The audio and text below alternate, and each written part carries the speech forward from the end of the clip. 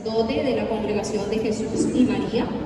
Dentro de sus estudios cuenta como licenciado en Teología de la Pontificia Universidad Javeriana, estudios de alta gerencia en la Universidad de los Andes, estudio de alta dirección estratégica de la Universidad de los Andes, magíster en educación de la Universidad Pontificia Bolivariana de Medellín, magíster en filosofía de la Universidad Pontificia Bolivariana de Medellín, magíster en estudios políticos de la Pontificia Universitaria Javeriana y doctor en filosofía de la Universidad Pontificia Bolivariana. Dentro de su amplia experiencia, ha sido profesor e investigador de grupos de pensamiento, filosofía y sociedad de la Facultad de Filosofía de Uniminuto, de la sede principal. Es creador del Semillero de Política Social de la Rectoría Sur. En sus más de 14 años ha trabajado y se ha desempeñado en grandes cargos en nuestra corporación universitaria. Adicionalmente a eso, ha sido director de plataformas virtuales de la CIEG para América Latina, director de pastoral, vicerrector general de identidad misional y actualmente es el rector de Uniminuto Rectoría Sur, que comprende Huila, Caquetá y Putumayo. Quiero darle la bienvenida y por supuesto agradecerle por acompañarnos. Un aplauso para él, por favor.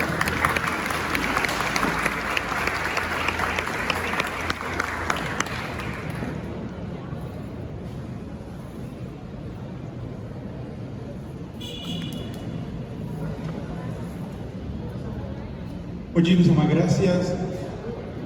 Muy buenas noches, Jairo. En tu nombre saludo a la doctora Liliana, que ya no está entre nosotros, la antigua rectora de esta rectoría que ha sido asignada para otros cargos en el Caribe y para América del Norte, y que seguramente tendrán ustedes la oportunidad de tener ya un nuevo rector que llega el día de mañana a la sede. Si no lo sabían, es un chisme, sotoboche. Bien, muy buenas noches. Hace muchos años, la persona que está aquí enfrente propuso a Uniminuto estos espacios que se llamaron las lecciones inaugurales o lecciones inaugurales, que eran las conferencias magistrales que abrían el semestre académico. Hace 11 años y es mi primera lección inaugural. Quiero decirles que siempre que me invitaban a una lección decía que no. Y después de 11 años le doy gracias a Dios por permitirme que esta lección inaugural sea en Barranquilla. Quisiera dar un poco de contexto antes de poder hablar del foco, y es sobre el ejercicio propio de lo que aquí hoy se construye. Esto se llama la lección inaugural, y la lección inaugural es un espacio eminentemente académico que tiene que ver con la academia, pero que también tiene que ver con el ejercicio reflexivo de lo que significa la identidad propia de la institución. Es un espacio de escuela, la escuela. No es la escuela al sentido del tercer reinado de Francia o de la tercera república de Francia como la conocemos hoy por hoy. La palabra escuela es una palabra griega que significa esjole. Y esjolé significa espacio. Es un espacio académico que la gente, después que se hacía todas sus necesidades, iba y se sentaba a hacer un ejercicio de aprendizaje con una serie de profesores. Esos ejercicios los romanos le llamaron otium. De ahí viene la palabra ne-otium, es decir, negocio. La palabra negocio significa no al ocio, que fue implementado en el segundo modelo educativo después de 1821, modelo educativo en el cual se comenzaron a implementar en Colombia los famosos negocios en los zócalos de los edificios, y por eso hoy por hoy los edificios tienen en el primer piso la gran mayoría de los negocios donde se le enseñaba a la gente a sumar, a dividir, a multiplicar, etc. No era el ideal de Simón Bolívar y mucho menos de Francisco de Paula Santander, que fueron los que propusieron el primer modelo educativo en 1821. Este segundo modelo nace después del año 1838. La escuela es un espacio académico, y como espacio académico es un ejercicio de intercambio de palabras, es un ejercicio de intercambio de pensamiento que le permite a una lección inaugural como esta respirar universidad. Las universidades no nacen por ladrillo. Las universidades no nacen porque tengan unas bisagras, o porque tengan unas vigas, o porque tengan unos calados. La universidad nace en el ejercicio propio de la comunidad, frente a los gringos. El que era carpintero utilizaba la técnica, y por eso se asociaba una serie de discípulos que aprendían esa técnica para poder reproducir todos esos conocimientos. Lo mismo el herrero, lo mismo el zapatero, etc. Todos estos ejercicios de gremio fue lo que consolidó espacios de conocimiento denominadas las escuelas. Las escuelas magistrorum le llamaron anteriormente, que se denominaba universidad. La palabra universidad viene de unus vector.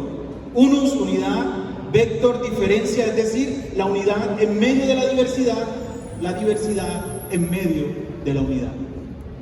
Y esa universidad funcionaba con unos estudiantes que venían de muchos lugares, a los cuales le llamaban las naciones, que posteriormente recibió el nombre de facultades. Y lo componían unos profesores que se denominaban los docentes ius generales. Es decir, los docentes que tenían el derecho general de poder enseñar. Y una gran diferencia entre el ser docente y el ser maestro. Docente es el que construye un saber. Maestro es el que tiene el saber y el método. Y eso uno lo sabe oler y diferenciar en el ejercicio de un claustro o en el ejercicio propio de un salón de clase. Las universidades invitaban a una autoridad, es decir, a un autor. De viene la palabra autor de un libro. Y la autoridad se sentaba dentro de una cátedra. La cátedra se llamaba la silla de madera, donde el profesor se sentaba a leer una lección. Hoy por hoy, la hora cátedra es aquel módulo que acompaña a un profesor. Pero cátedra era una silla donde se sentaba esa autoridad para poder hacer una lección inaugural, cuya lección inaugural y cuya sede estaba al lado de donde salía el sol. Por eso, donde sale el sol se llama oriente, de donde viene la palabra origen. Y por eso el sol muere en occidente, porque la palabra occidere, de donde viene occidente, significa morir. El profesor era el que se sentaba en la cátedra para impartir su lección, dándole precisamente los rayos del sol, porque de ahí era donde se originaba el conocimiento. ¿Quién es el correlato de la palabra maestro? No era la palabra profesor, es la palabra alumno. Y la palabra alumno jamás se les ocurra decir que la palabra alumno significa sin luz. Jamás. La palabra alumno significa alere, el que se alimenta de ese conocimiento y de esos rayos del sol que son transmitidos por el profesor. Es por eso que de allí sale lo que se llama la lección inaugural, que era la lección que inauguraba un semestre académico y donde se invitaban diferentes académicos y diferentes estudiantes en el ejercicio propio de un aprendizaje. Bueno, hoy los invito a hacer escuela, a hacer una escuela de pensamiento en este ejercicio tan propio en donde estamos en la universidad, la universalidad del conocimiento, y donde cada uno de ustedes tendrá la oportunidad de escucharme o de escucharse a sí mismo. La temática de hoy fue porque me la propusieron, yo no la escogí. Se llama la dignidad humana. Y es porque esto hace parte de un sentido también social, de identidad misional de esta universidad. Por consiguiente, lo que quiero proponer dentro de este ejercicio de lección inaugural es partir de la pregunta: ¿qué es lo humano? ¿Qué es lo humano? ¿Y cuál es su valor? Y lo hago en el ejercicio propio de lo que significa la pregunta. La pregunta heideggeriana, que en el Ser y Tiempo dice que la pregunta es un buscar. O en la pregunta por la técnica, que dice que la pregunta inmediatamente nos invita a un camino del pensar. O como lo decía Daniel Osorio, aquellos que son profesores de investigación, que seguramente han propuesto a los estudiantes leer el elogio de la pregunta de Daniel Osorio, que dice que la pregunta termina siendo un ejercicio de efecto propio de la experiencia, que te da un ejercicio de dinamismo, de camino, creciendo en el conocimiento. La pregunta, seguramente dentro de este ejercicio que voy a tener a lo largo de esta noche con ustedes, la pregunta se constituye en el ejercicio esencial de la academia, el ejercicio esencial de la escuela, el ejercicio esencial de una vida universitaria. Seguramente ustedes no se irán con respuesta, se irán con pregunta.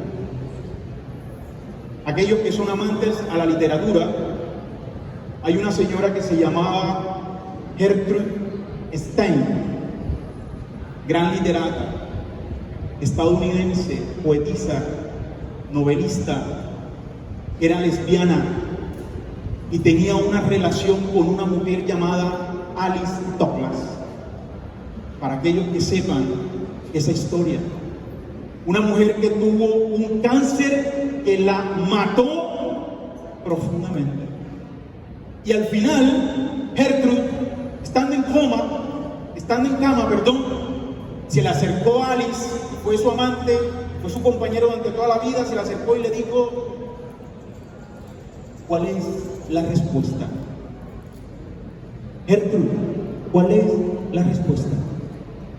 Pensaba que Gertrude al morir tenía la respuesta sobre la muerte. ¿Y saben qué le respondió Gertrude? Querida Alice, ¿cuál era la pregunta? Querida Alice, ¿cuál era la pregunta? La pregunta es lo que nos va a permitir poder indagar un poco más sobre el tema. Cuando uno pregunta, uno busca el sentido. Hay un libro preciosísimo de Jean Grondin que salió, el último de Jean Grondin, fresco, que salió, que se llama El sentido de la vida, para aquellos que quieran indagar un poco más. Y ya les he entregado alrededor de 4 o 5 libros que les he mencionado en esta lección, en el inicio. Por supuesto que toda búsqueda es un sentido. Y el sentido puede ser direccional, puede ser de dirección, puede ser de camino, puede ser significativo, es decir, encontrarle la significación a aquellas preguntas de las cuales me generan a mí un tipo de contacto experiencial con lo que en realidad me toca. Sensitivo, es decir, sentido como sentir, de sentimiento, como carácter reflexivo, eso se llama el episcopei, la capacidad de examinarse permanentemente hacia adentro. Y tercero, como novedad. A veces los profesores, acuérdense que nos dicen, hay que buscarle el horizonte de sentido. El sentido siempre es la novedad de las cosas. El sentido es siempre encontrar aquello de lo cual la palabra o la situación me permite vivir y me permite encontrar. Me permite acceder a cualquier tipo de experiencia que me da un cierto aprendizaje. Segundo, deshistorizar los conceptos. Es muy importante. Yo no vengo a darles la cátedra de la dignidad humana se vive, etcétera, etcétera. No voy a hacer eso. Que la dignidad humana desde Pico de la Mirandola hasta Leibniz, pasando por los derechos internacionales humanos, no les voy a dar esa cátedra. Yo vengo a hacer con ustedes es jole. Y partimos de una primera pregunta, que es lo humano y cuál es su valor. Tercero, el presente es el inicio del pensamiento. Si yo deshistoricizo, si se puede decir así, el concepto, yo me quedaré inmediatamente con el presente. Cuando Enrique Wilkins fue entrevistado por el New York Times, Wilkins es la primera persona que se cambia de género, se quita el pene y se pone una vagina. Y cuando el New York Times lo entrevista y le dice qué significaba aquello, inmediatamente el tipo dice, o ella decía, es que hablar de ellos y de ellas hoy es opresor.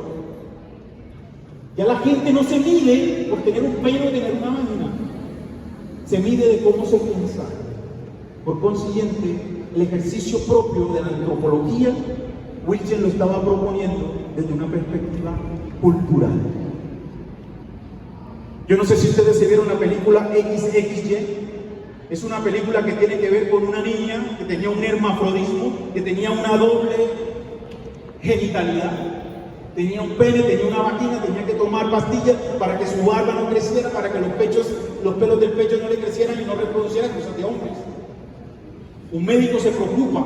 Una película cinearte argentina, la deben encontrar en YouTube. Es una película genial. Se llama XXY, no tiene nada que ver con pornografía. Y un médico se preocupa por operar a aquella niña y va con su esposa y con su hijo, se instalan en una casa para que la niña pueda tener una cierta confianza para que se deje operar del médico.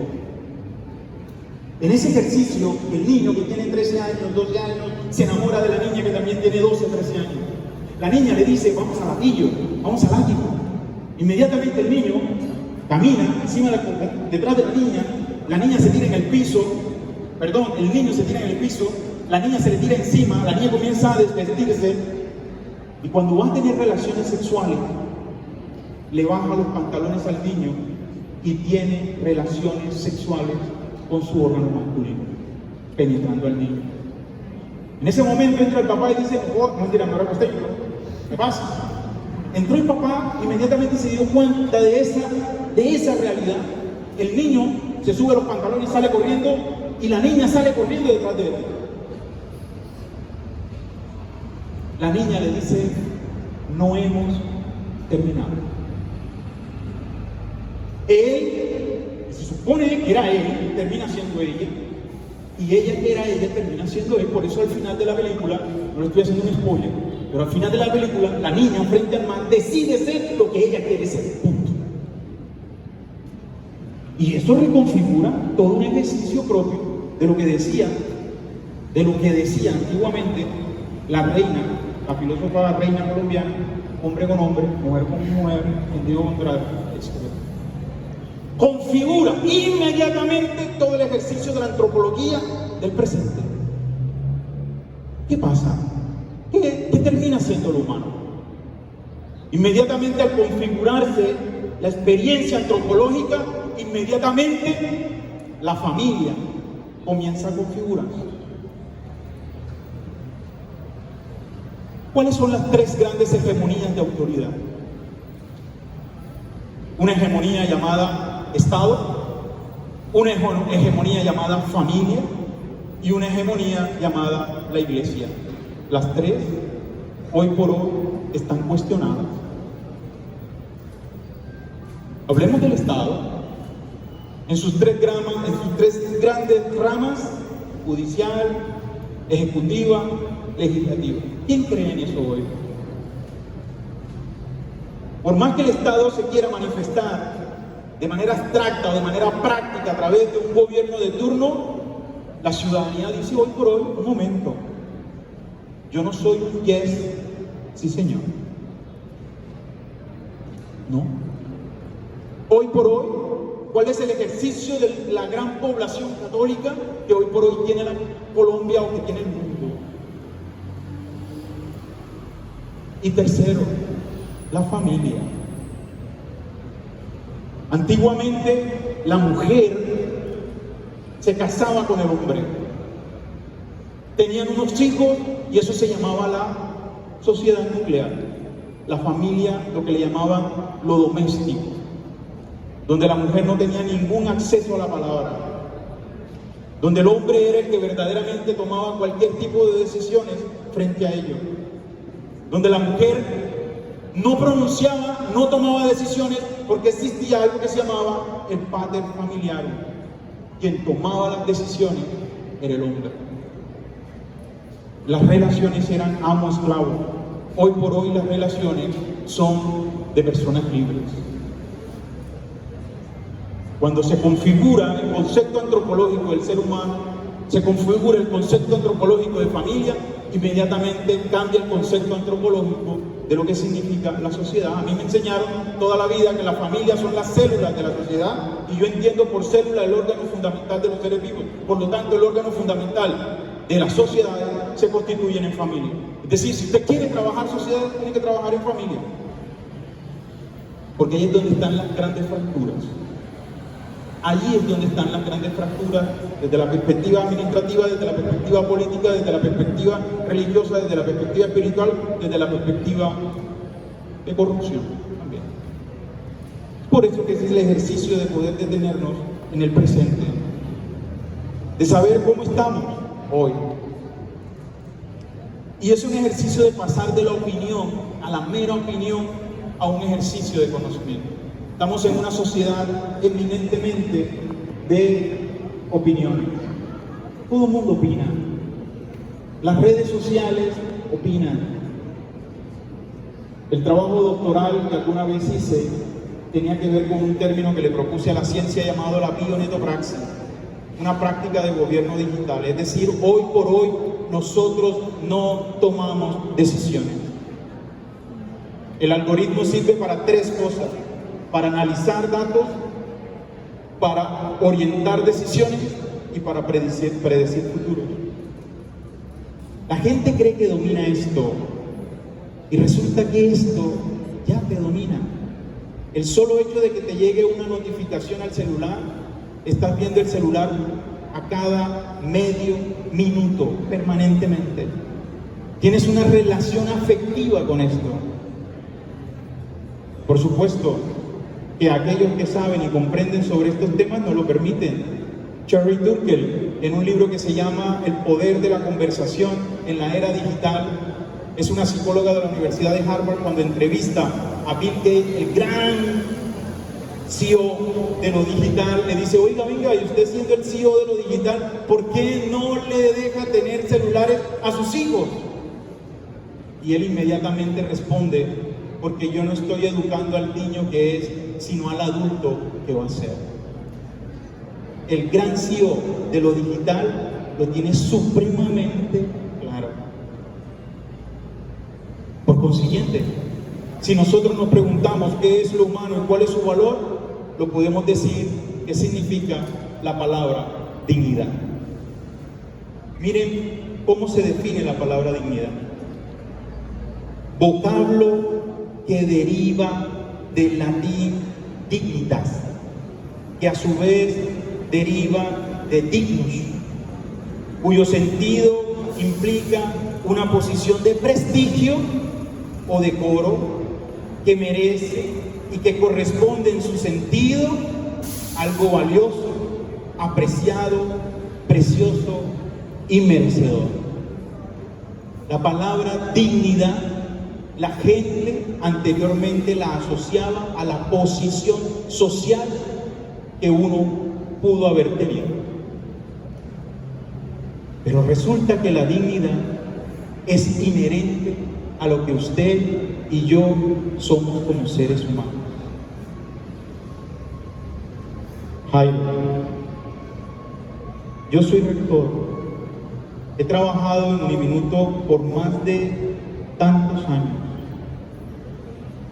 Las mayores pérdidas, que da vergüenza, las mayores pérdidas de los estudiantes a nivel nacional en Uniminuto se llama proyecto de vida. Lastimosamente.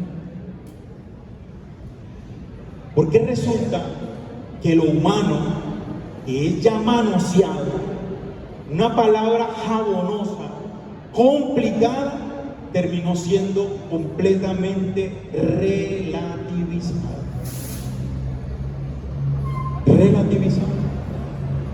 Las mayores pérdidas están en proyecto de vida. La gente está perdiendo proyecto de vida, es decir, la capacidad de orientación vocacional que la universidad le proporciona en el escenario para que pueda fortalecer sus grandes habilidades humanas. Las pruebas PISA, competencias matemáticas, competencias abstractas, competencias... Pero ¿dónde están las competencias éticas? ¿Dónde están las competencias ciudadanas? ¿Dónde están las competencias de querer ser mejor hijo o mejor padre? ¿En dónde quedó lo humano?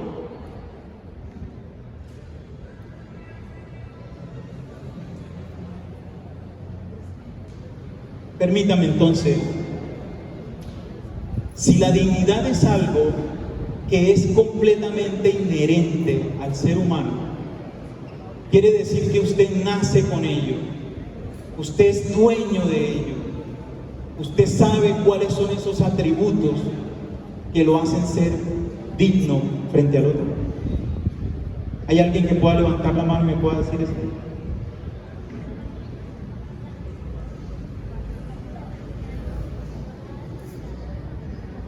Los derechos del hombre, que fueron proclamados después de la Revolución Francesa, dice en su artículo 1: los hombres nacen y permanecen libres e iguales en derechos.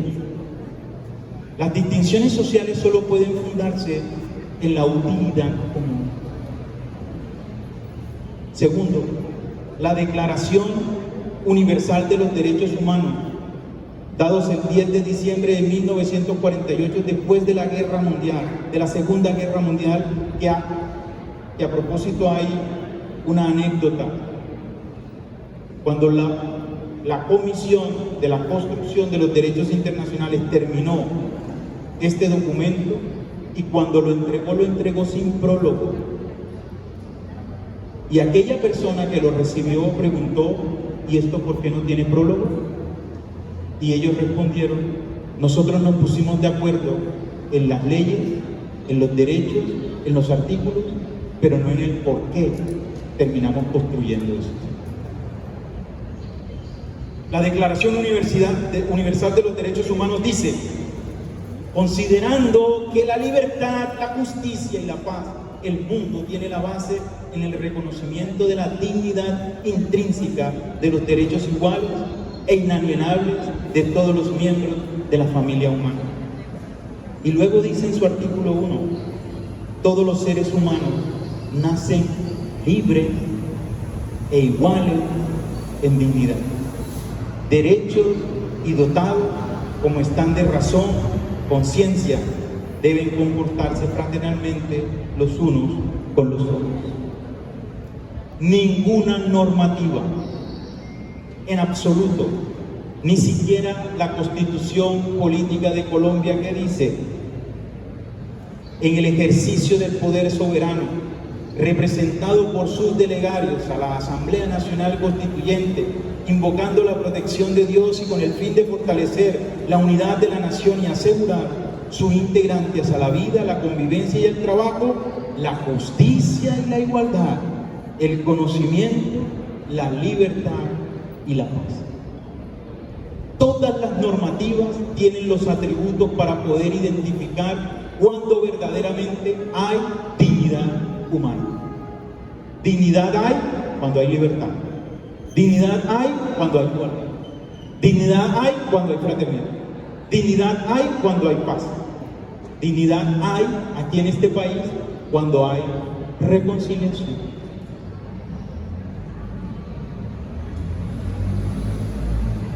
¿Qué es entonces el ejercicio propio de la dignidad? Ya casi termino, no lo voy a agobiar tanto.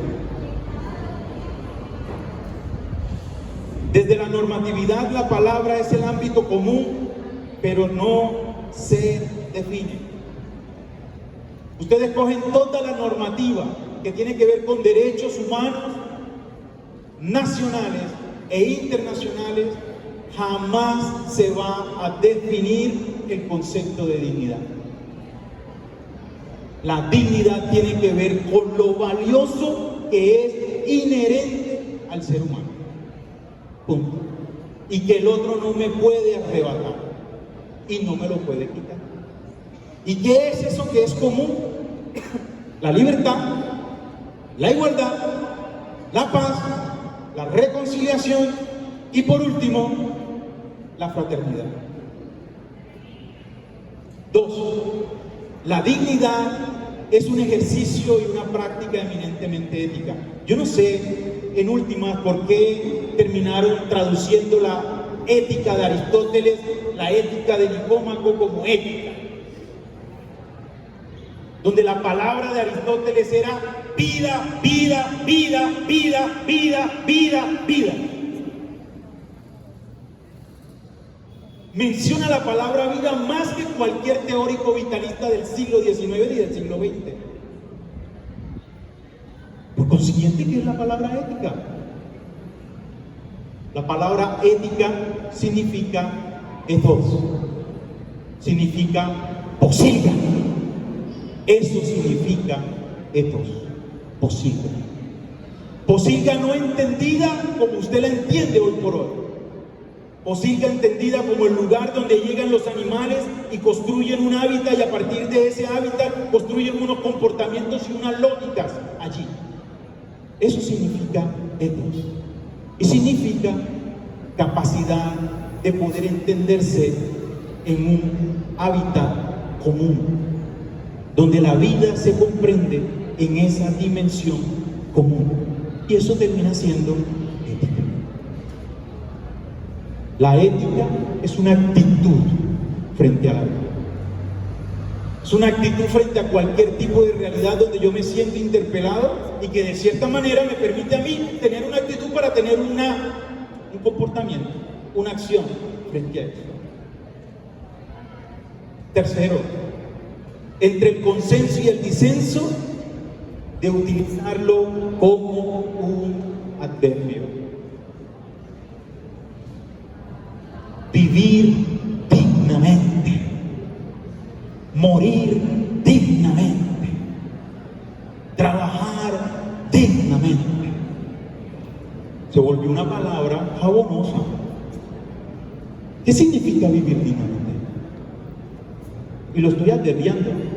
¿Qué significa vivir dignamente? ¿Qué significa morir dignamente? ¿Qué significa trabajar dignamente? Porque todos nosotros hemos utilizado la palabra en algún momento de la vida, el concepto de dignidad, pero se lo terminamos atribuyendo a unas otras cosas para poder legitimar esas otras cosas con una palabra que ni siquiera nosotros a veces entendemos. La dignidad se constituyó en un ejercicio de consenso, pero en la práctica unos ejercicios de disensos. Para el médico la vida inicia seguramente la segunda, tercera semana, qué sé yo.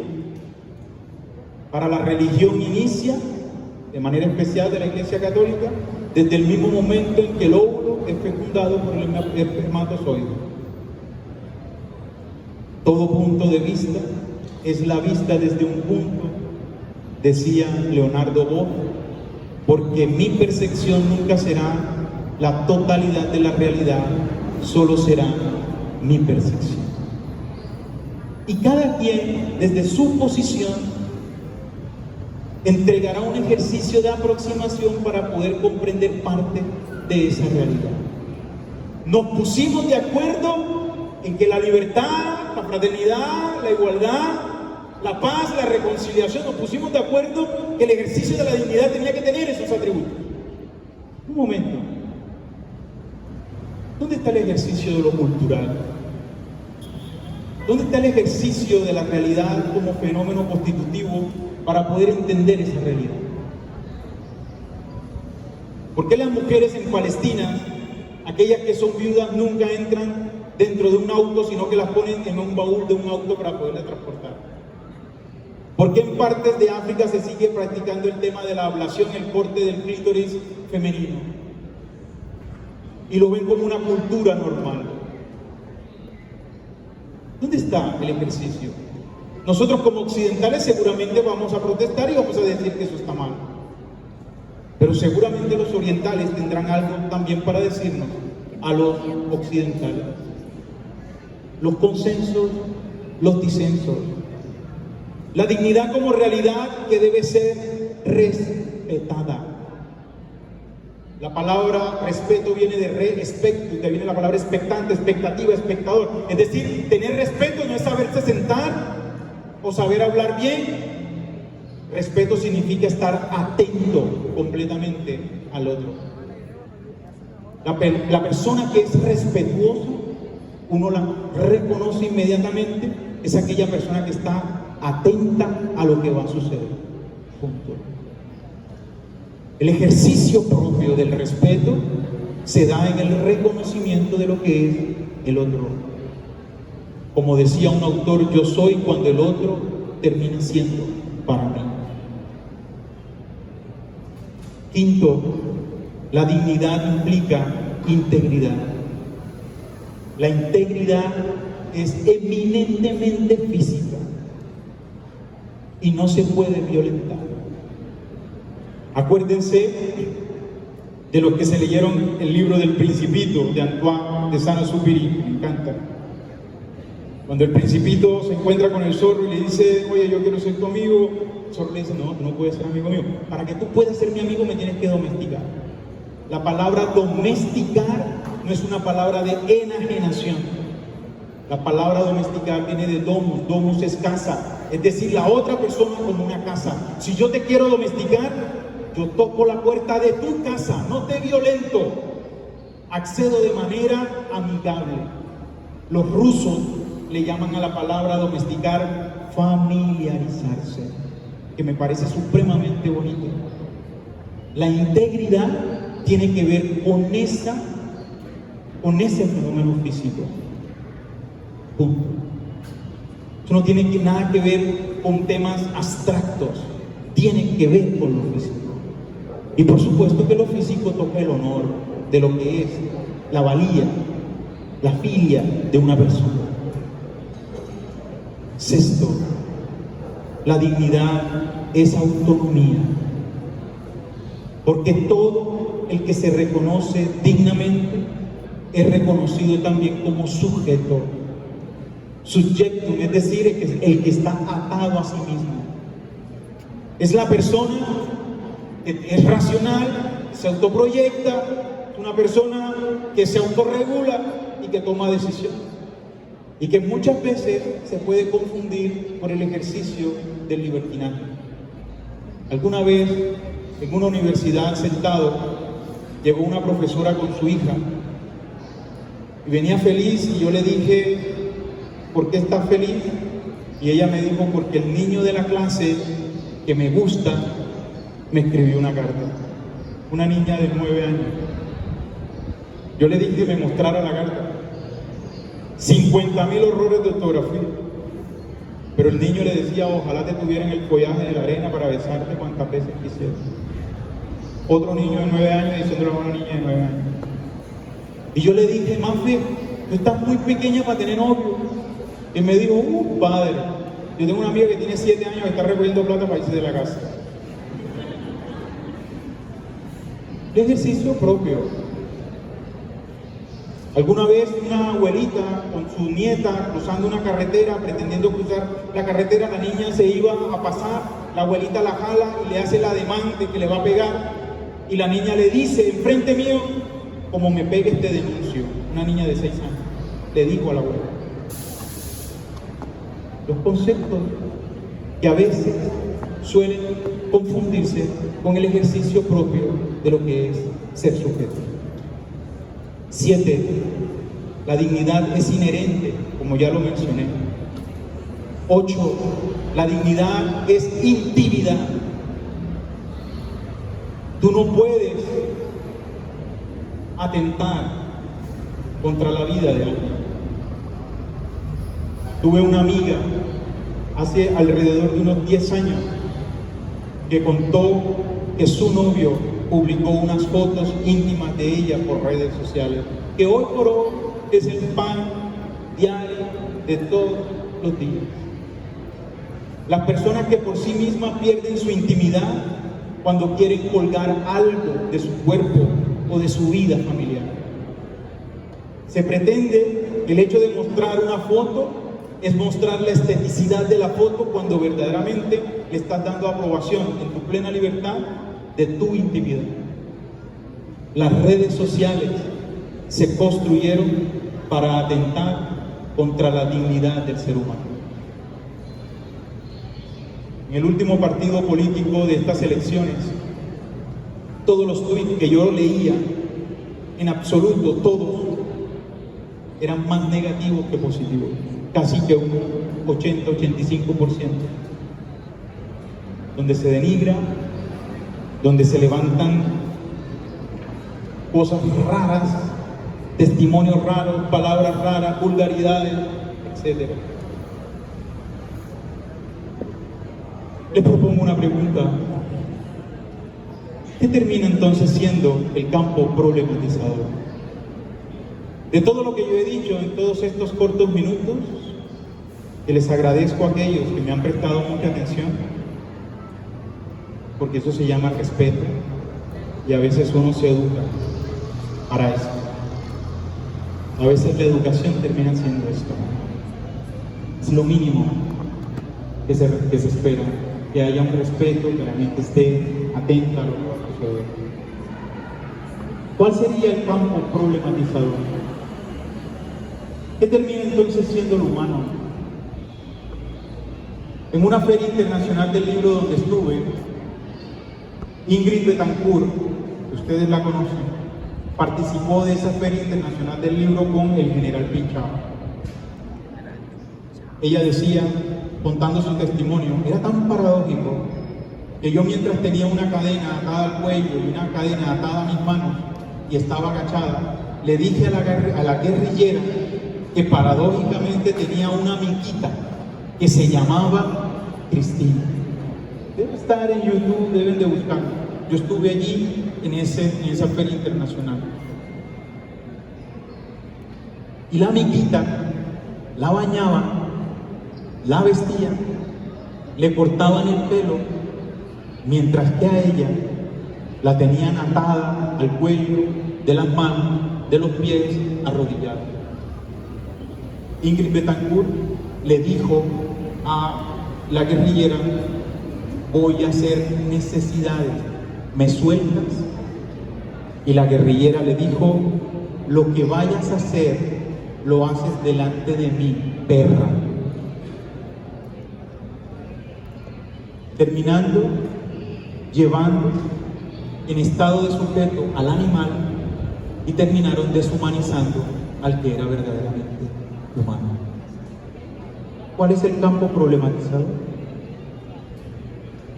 La gente no quiere tener hijos, punto. La Social Training Institute, junto con la Universidad de La Sabana, hizo un estudio donde el 49% de las familias estaban fracturadas. No voy a decir funcional, disfuncional, porque esa palabra es peligrosísima.